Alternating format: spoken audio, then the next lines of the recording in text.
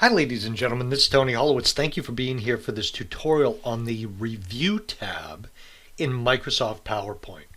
Now, all software has things that a lot of times you don't even use. And there are certain things in this area that I don't use on a regular basis, so I decided to explore it a little bit and try to give you a little bit of my opinion or feedback. So under the Review tab, I've brought up a PowerPoint presentation, and the first thing I want you to observe is up in the top left-hand corner, we can do a spell check.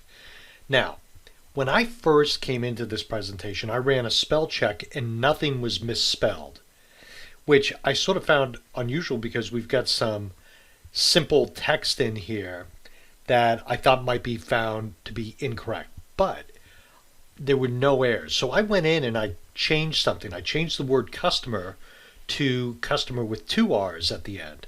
So when I go up and click on spelling and do a check, it tells me the spell check is complete. If I go in and I go to any slide and I change customer to two R's, I'm going to navigate back to the first slide and do the spell check again. And you're going to see it found it over here on the right hand side. So if I click on customer and change it, it changes it back to the proper spelling. So that's how the spell check works. Thesaurus, I think that's somewhat self-explanatory. If you're looking for a better word, you can do that. I go over that stuff more in my Microsoft Word training. This is something that I don't have enough experience with to talk to you about in very specific ways. It's accessibility. And what I believe it to be is people that are having any maybe vision issues or different issues seeing what's on the screen, how does it work for them? And again, this is something I'd urge you to explore a little bit more because I don't feel that I can give you the knowledge you need on that matter. Having said that, there's also something called Smart Lookup, and there's different ways you can work with this as well.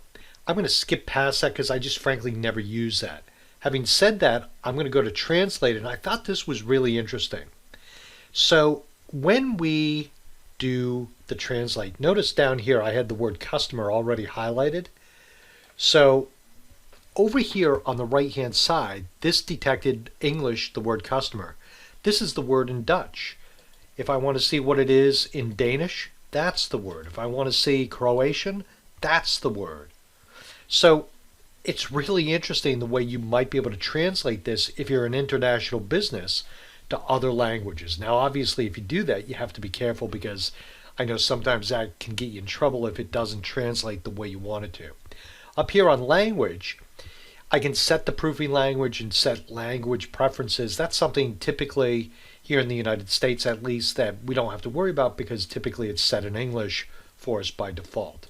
I can also work on comments. If I want to add a comment on this slide, I can add a comment, and I'm just going to say this was Tony comment 1. And what you're going to see up in the right hand corner once I hit enter, you're going to see that there normally is a comment right there. But notice up here under show comments, it allows me to show the comments or not show the comments. And for some reason that, oh, here it is right there. I didn't see it, but there's the comment right there.